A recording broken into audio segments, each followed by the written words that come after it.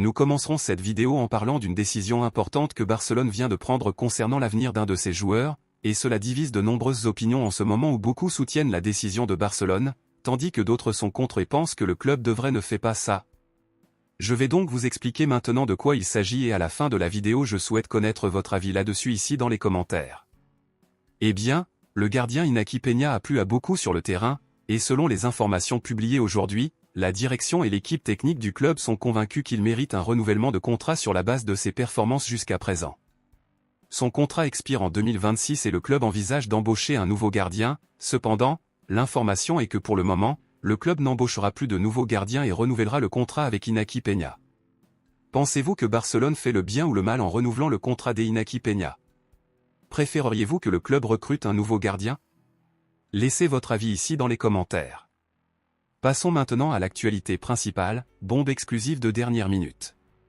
Comme nous le savons déjà, Neymar est actuellement dans la dernière ligne droite de son contrat avec Al Hilal, et en janvier, le joueur pourra signer un pré-contrat gratuit avec n'importe quel autre club.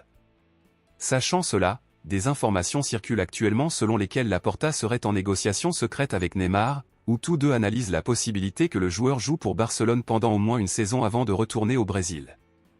Neymar a déclaré à plusieurs reprises dans des interviews qu'il regrettait d'avoir quitté Barcelone pour le PSG et reconnaît qu'il avait commis une grave erreur en le faisant.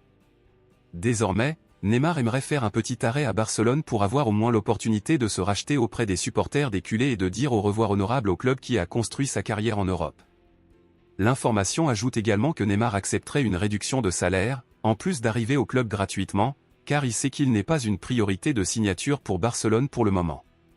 Neymar a déjà 32 ans, et même s'il lui reste encore quelques années dans le football, beaucoup pensent que cela ne vaut plus la peine de le signer, principalement en raison de sa longue histoire de blessures ces dernières années.